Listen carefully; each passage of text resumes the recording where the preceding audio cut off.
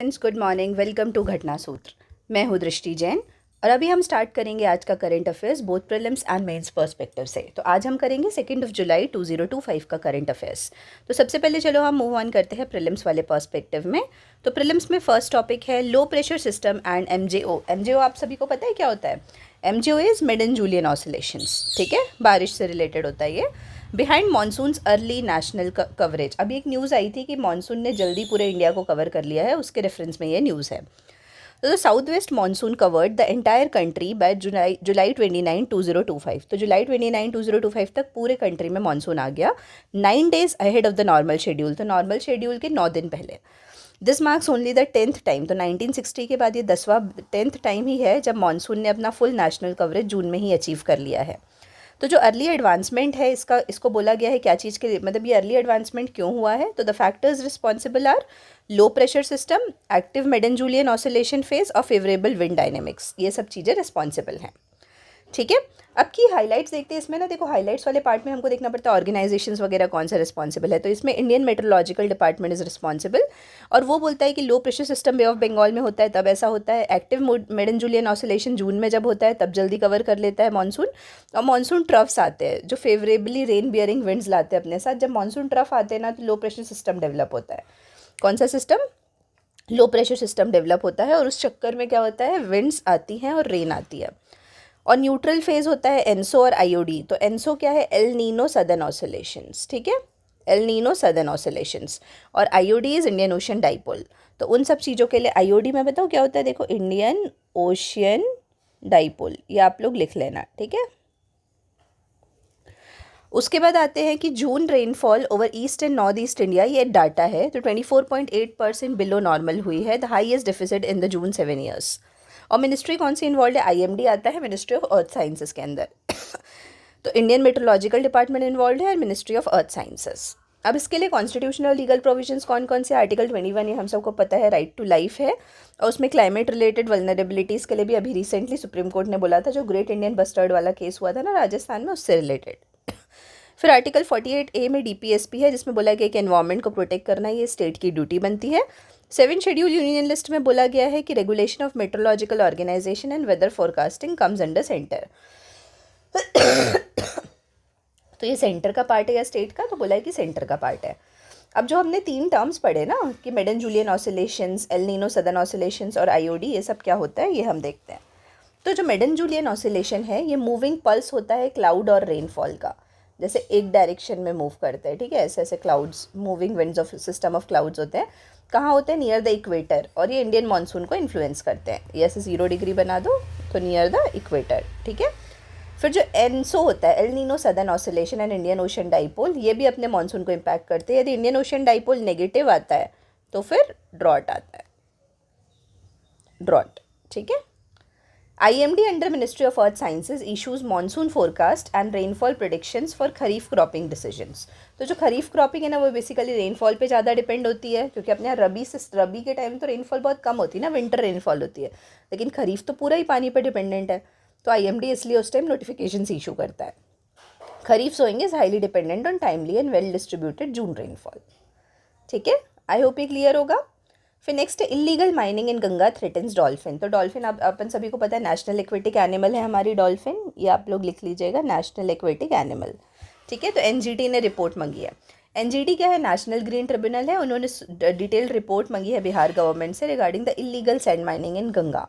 तो गंगा रिवर में जो इलीगल सैंड माइनिंग हो रही है उसके रेस्पेक्ट में। और बोला गया है कि एंडेंजर्ड गैंजेटिक डॉल्फिन की पॉपुलेशन कम हो रही है, specifically in 12 districts including Patna, Bhagalpur and Munger. तो ये अपने लिए बिहार PSC के लिए काफ़ी इंपॉर्टेंट हो गया। अब की हाइलाइट्स क्या बोला है कि इलीगल माइनिंग हो रही गंगा रिवर में, वो गैंजेटिक डॉल्फिन्स को इम्पैक्ट कर रही है, जो कि एक शेड्यूल 1 स्पीसीज़ है। Most important topic, schedule 1 species है। किसके अंडर? WPA के अंदर, वाइल्ड लाइफ प्रोटेक्शन एक्ट के अंदर। और जो अभी मैंने बताया कि इसको गैंजेटिक डॉल्फिन को इंडिया का नेशनल एक्वेटिक एनिमल भी बोलते हैं।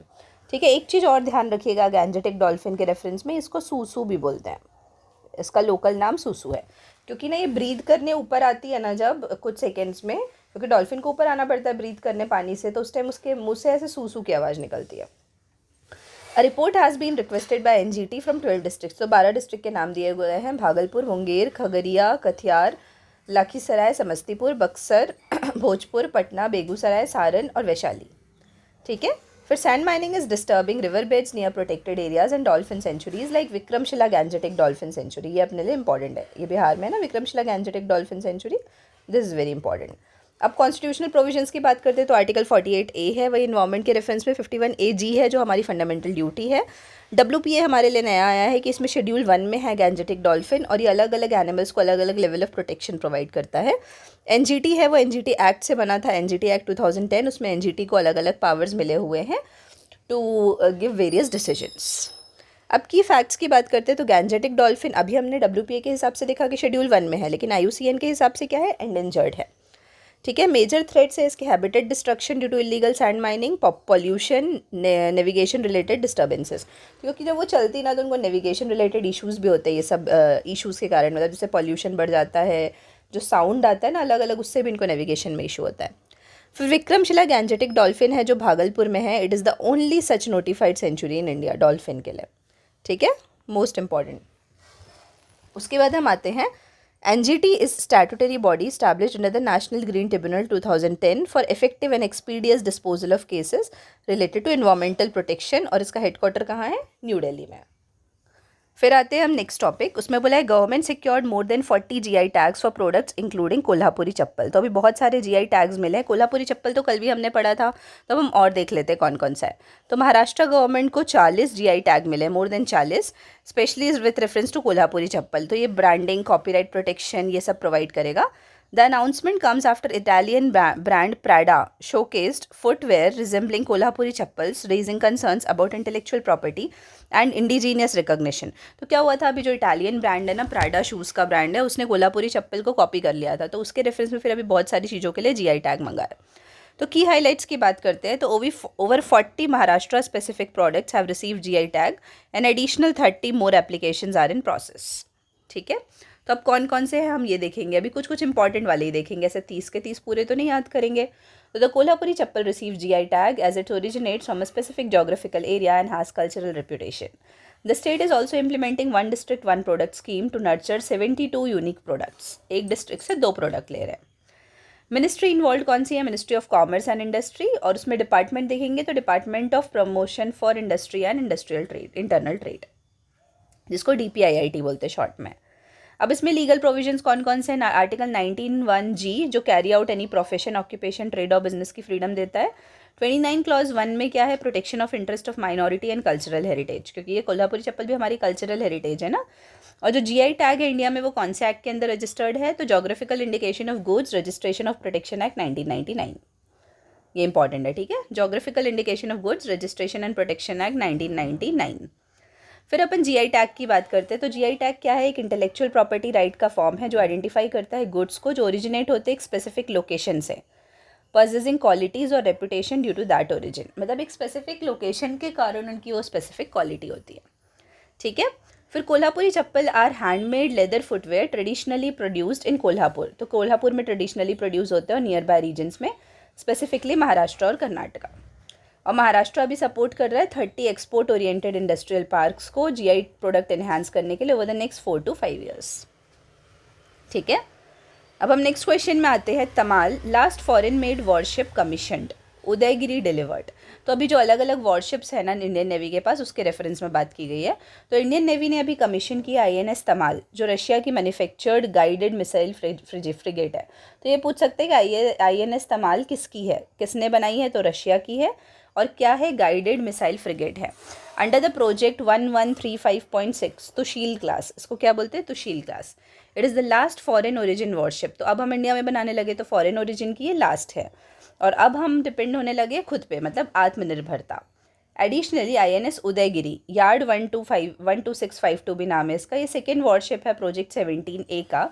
ये डिलीवर्ड कर दिया अभी माजागांव डॉकयार्ड लिमिटेड ने मुंबई में नेवी को, मतलब नेवी के पास चला गया ये। ठीक है। अब की हाइलाइट्स देखते हैं तो INS तमाल हमने देखा, तो INS तमाल रशिया ने बनाया है, यंतार शिपयार्ड में बना था, वेस्टर्न नेवल कमांड के पास है। It is the 8th and the final warship under the project 1135.6 Tushil class में, और ये dual role BrahMos supersonic missile भी फायर कर सकता है। ठीक है। और INS उदयगिरी की बात करें तो ये प्रोजेक्ट 17A का है। स्टील्थ फ्रिगेड है, जैसे वो गाइडेड मिसाइल फ्रिगेड था ना, ये स्टील्थ फ्रिगेड है और ये इंडिया में कोलकाता में Garden Reach ship builders ने बनाया है। ठीक है। प्रोजेक्ट 17A में ships are state of the art warships with advanced stealth features. तो एडवांस स्टील्थ फीचर्स है और सरफेस टू सरफेस और सरफेस टू एयर मिसाइल्स की इसमें बात होती है। ठीक है। फिर हम लीगल प्रोविजंस की बात करते हैं तो 51A क्लॉज डी, जिसमें फंडामेंटल ड्यूटी है लोगों की नेशनल सर्विस रेंडर करना। आर्टिकल 73 जिसमें एक्सटेंट ऑफ एग्जीक्यूटिव पावर बताया है यूनियन का, which includes naval defence and deployment of armed forces. फिर 7 शेड्यूल में यूनियन लिस्ट में एंट्री 2 और 4, जिसमें naval defence and deployment of armed forces fall under union jurisdiction. फिर की प्रोजेक्ट्स में हम देखेंगे तो प्रोजेक्ट 1135.6 तो तुशील क्लास है, इसमें रशियन ओरिजिन फ्रिगेट्स है design for multi role capabilities, कहाँ पे, सी में, एयर में और लैंड ऑपरेशंस में। फिर INS तमाल की बात करते ही हमने देखा कि last foreign made ship worship है। 17A भी देख लिया। और ब्रह्मोस के बारे में देखते हैं तो ब्रह्मोस सुपरसोनिक क्रूज मिसाइल है, ये इंपॉर्टेंट है। इंडिया और रशिया ने मिलकर बनाई है और मैक 2.5 से 3 के बीच में इसकी स्पीड है और ये लैंड, एयर, सी, सबमरीन प्लेटफॉर्म कहीं से भी लॉन्च की जा सकती है। ठीक है। Next topic is Kerala launches drive to brand Munnar as responsible tourism destination. तो केरला सोच रही कि ऐसा ड्राइव लॉन्च करे जिसमें मन्नार को रिस्पॉन्सिबल टूरिस्ट डेस्टिनेशन बोला जा सके। तो केरला गवर्नमेंट का इनिशिएटिव है जिसमें रिस्पॉन्सिबल डेस्टिनेशन के लिए बात की गई है और की हाईलाइट्स है कि नेट ज़ीरो टूरिस्ट डेस्टिनेशन के जैसे डेवलप करना है, जिससे कि कार्बन फुटप्रिंट मिनिमाइज़ किया जा सके और लोकल इकोसिस्टम को एनहांस किया जा सके। इसमें जेंडर इंक्लूसिव टूरिज्म की भी बात की और safe travel experiences for the people. और मन्नार को 2025 में बोला गया है कि दिसंबर 2025 के पहले प्लास्टिक फ्री जोन डिक्लेयर करना है। ठीक है। अब लीगल प्रोविजंस की बात करते हैं तो ये आर्टिकल्स हम काफ़ी बार पढ़ चुके हैं, होप ये आपको याद हो गया होगा। तो article 48A with respect to environment, 48A with respect to 48AG with respect to environment and fundamental duty, and article 21 with respect to right to life. ठीक है। अब की फैक्ट्स देखते हैं तो मन्नार में it is the most visited hill station in India, attracting 12 lakh tourist annually. तो hotel occupancy के हिसाब से हमने आइडेंटिफाई किया है। और SDG कौन कौन से रिस्पॉन्सिबल है तो SDG 5, 11 और 13। ठीक है। SDG goals. अब केरला का रिस्पॉन्सिबल टूरिज्म मिशन है, इसके अंदर ये डेवलप करेंगे, इसमें community based tourism models develop करेंगे। ठीक है। अब जीविका जो बिहार का इनिशिएटिव है, Jeevika to stitch uniforms for 52 lakh anganwadi children in Bihar.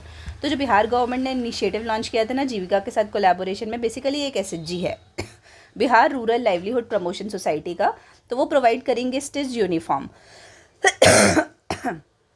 कितने 52 लाख चिल्ड्रन से ज़्यादा लोगों को। और ये सेल्फ हेल्प ग्रुप अंडर जीविका वो सब काम करेंगे और 18 टेलरिंग सेंटर्स बनाए गए हैं अक्रॉस द स्टेट। ठीक है।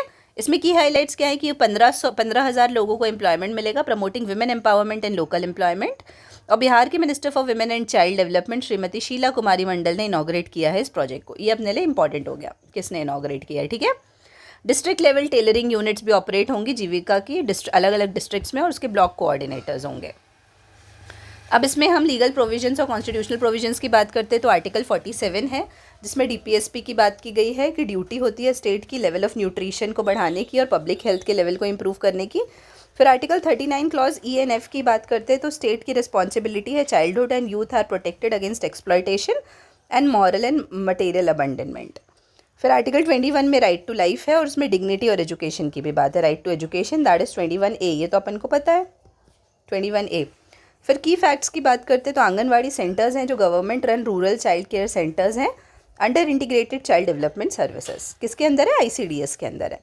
और जीविका क्या है? वर्ल्ड बैंक सपोर्टेड मिशन है rural development department of Bihar, rural development department का बिहार का। ठीक है। ये लाइवलीहुड स्किल प्रोवाइड करता है विमेन को, रूरल इकोनॉमी पे फोकस है और आत्मनिर्भर भारत इसका विजन है। ठीक है। फिर हम नेक्स्ट टॉपिक देखते हैं, cabinet announces incentive scheme to generate more jobs. तो यूनियन कैबिनेट ने इंसेंटिव अनाउंस किया है, तो वो कौन सा एम्प्लॉयमेंट लिंक्ड इंसेंटिव है, ये इंपॉर्टेंट है, ध्यान रखिएगा। ठीक है।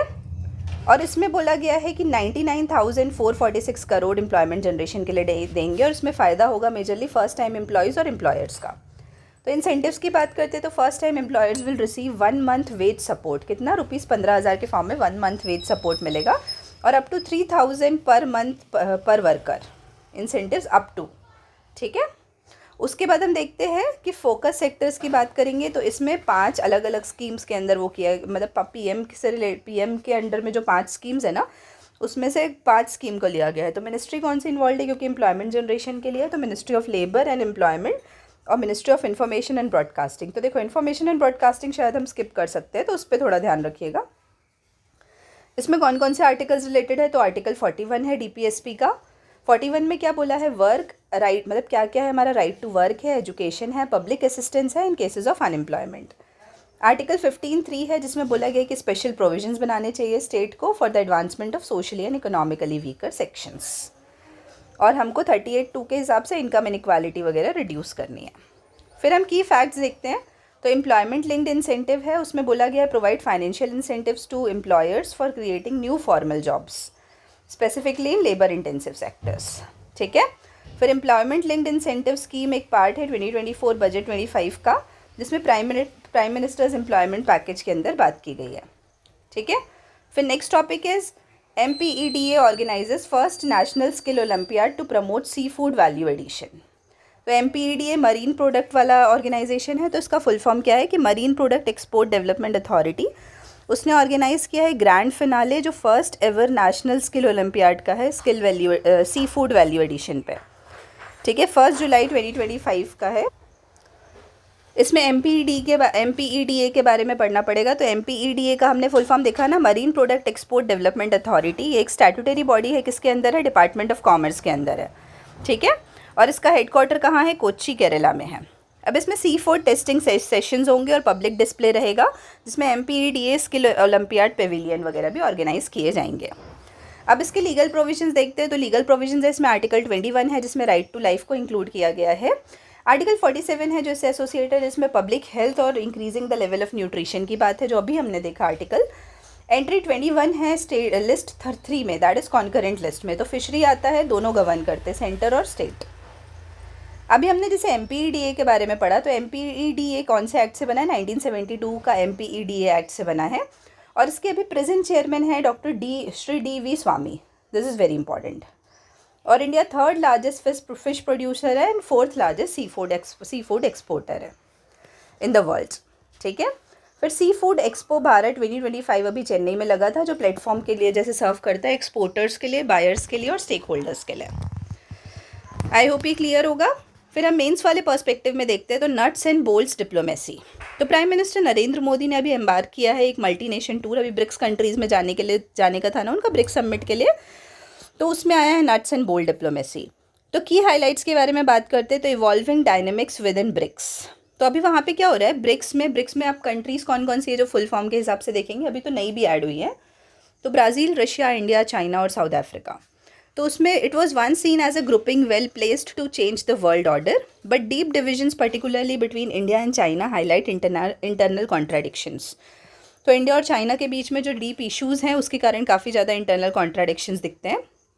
अर्जेंटीना ने रिफ्यूज़ किया था ब्रिक्स को ज्वाइन करने के लिए अंडर द प्रेसिडेंट जेवियर मैली, तो उससे अंडरस्कोर हो जाता है थोड़ा ये इंपॉर्टेंस। लेकिन इंडिया की रियलिस्टिक फॉरेन पॉलिसी के बारे में शिफ्ट देखेंगे तो हम अपने national self interest, national resilience और स्टेट कैपेबिलिटी के हिसाब से काम करते हैं। ठीक है। फिर चाइना का फैक्टर यहाँ पे आता है और कौन कौन से सिक्योरिटी कंसर्न्स आते हैं। तो इंडिया का ऑप्टिमिज्म है about China's president Xi Jinping, अभी वो फेड हो गया है। बॉर्डर टेंशन्स अभी काफ़ी ज़्यादा न्यूज़ में थे ना, डोकलाम में गलवान इश्यूज़ के कारण तो दिक्कत आ रही है। और चाइना ना कंटिन्यूसली रशिया को सपोर्ट कर रहा है यूक्रेन क्राइसिस में, तो उससे हमको इश्यूज़ आ रहा है, मतलब हमारा लैक ऑफ ट्रस्ट डेफिसिट हो गया है, ट्रस्ट डेफिसिट बढ़ गया हमारा। अब US फैक्टर इन कॉर्ड की बात की जाए तो US under Trump has now Biden and now Biden sees India as a strategic partner in countering China. तो US ना इंडिया को देखता है एक स्ट्रैटेजिक पार्टनर के जैसे चाइना को काउंटर करने के लिए, तो उसमें हमारी मदद हो सकती है, US हमको हेल्प कर सकता है। और कॉर्ड में कौन कौन है, इंडिया, US, जापान, ऑस्ट्रेलिया। तो ये की पिलर के जैसे एक्ट करेंगे इंडो पैसिफिक में इंडिया के पावर को एनहांस करने के लिए। पाकिस्तान क्या चैलेंज पोज करता है, तो Trump overturns to Pakistan and the broader instability in South Asia. तो इंस्टेबिलिटी है जो साउथ एशिया में, वो रीजनल डिप्लोमेसी को हैम्पर करेगी। और इंडिया पाकिस्तान रिलेशन जो अभी जैसे काफ़ी इम्पैक्ट हुआ है टेरर इश्यूज़ के कारण, उससे भी हमको दिक्कत होगी। China's role in neighbourhood institutions. तो जैसे चाइना का जो रोल है सार्क में, बे ऑफ बंगाल में और सेंट्रल एशिया में, जैसे उसके जो हार्ड पावर डिप्लोमेसी है ना, उससे हमको दिक्कत होती है। फिर India's global diplomacy beyond BRICS and Quad. India is engaging actively in Latin America, Africa and other developing regions. तो इंडिया की जो डिप्लोमेसी है वो प्रैक्टिकल पार्टनरशिप चाहती है रेदर देन आइडियोलॉजिकल अलाइनमेंट्स। ये इंपॉर्टेंट टर्म है मेंस के लिए। वे फॉरवर्ड की बात करते हैं तो India must prioritise pragmatism over ideology. तो इंडिया बोल रहे हैं कि इंडिया को प्रैग्मेटिज्म फॉलो करना चाहिए ओवर आइडियोलॉजी, और इशू बेस्ड कोएलिशंस पे काम करना चाहिए। ठीक है, तो आई होप ये क्लियर होगा। अब हम लास्ट टॉपिक देखते हैं ये मेंस पर्सपेक्टिव का। तो न्यूज़ है कि लीथल एक्सीडेंट ऑकर हुआ है सिगाची इंडस्ट्री फार्मा यूनिट में। कहाँ पे? हैदराबाद में। ये इंडस्ट्री का नाम ध्यान रखिएगा, सिगाची यूनिट में, जिसमें माइक्रो क्रिस्टलाइन सेल्यूलॉस से रिलेटेड न्यूज़ है, जहाँ पे 36 डेथ्स हो गई हैं। अब माइक्रो क्रिस्टलाइन सेल्यूलॉस क्या होता है? ये केमिकली इनर्ट है और ह्यूमन बॉडी इसको एब्जॉर्ब नहीं कर पाती है, not absorb by human body और रिएक्टिव विद स्किन। तो ये बाइंडर और टेक्सचराइजर का काम करता है फूड इंडस्ट्री में, कॉस्मेटिक इंडस्ट्री में और वेरियस फार्मास्यूटिकल इंडस्ट्री में। तो इसका काफ़ी रिस्की प्रोसेस है। अब इंसिडेंट की डिटेल क्या थी कि इक्विपमेंट माल फंक्शन हो गया था, पुअर मेंटेनेंस था और टेम्परेचर और प्रेशर बढ़ गया था। विक्टिम्स में बेसिकली स्पेशली यंग माइग्रेंट्स थे और उनका काफ़ी बिल्कुल भी केयर नहीं होता था और वो बहुत ज़्यादा वल्नरेबल थे, उनको लैक ऑफ सोशल सपोर्ट था। तो तेलंगाना गवर्नमेंट ने अभी 1 करोड़ एक्स ग्रेटिया अनाउंस किया है विक्टिम्स की फैमिली के लिए। अब फ्रीक्वेंट फार्मास्यूटिकल इंडस्ट्री एक्सीडेंट्स हो रहे हैं, तो उसका क्या रीज़न है? तो इंडिया का जो फार्मा सेक्टर है ना, वो काफ़ी ज़्यादा फॉरेन एक्सचेंज अर्नर है, लेकिन हम उस पर सेफ्टी इश्यूज़ पे ध्यान नहीं दे रहे हैं। जैसे लास्ट ईयर फार्मा यूनिट में एक मेजर इंसिडेंट हुआ था अनकापल्ली में, विशाखापट्टनम में। ठीक है, उसके बाद हम आते हैं कि क्यों सेफ्टी प्रोटोकॉल ज़रूरी है। क्योंकि हैज़ार्ड एनालिसिस चाहिए हमको, डाटा एनालिसिस चाहिए। Individual units must integrate real time monitoring करना चाहिए और ऑपरेटर्स को स्पेसिफिक ट्रेनिंग देना चाहिए, अवेयरनेस देना चाहिए कॉन्स्टेंटली। वे फॉरवर्ड की बात की जाए तो इंडस्ट्रियल सेफ्टी रेगुलेशंस चाहिए, मॉडर्न इक्विपमेंट मैन्युफैक्चरिंग, ऑटोमेशन और ट्रेनिंग पे फोकस करना चाहिए और कल्चर ऑफ सेफ्टी कॉन्शियसनेस बनाना है हमको। ठीक है, तो आई होप ये क्लियर होगा। अब हम बाद में देखेंगे क्वेश्चन प्रीलिम्स के और मेंस के, जब हम रात को वीडियो पे डिस्कस करेंगे। ठीक है, तब तक के लिए आप सभी को बहुत बहुत धन्यवाद एंड ऑल द बेस्ट।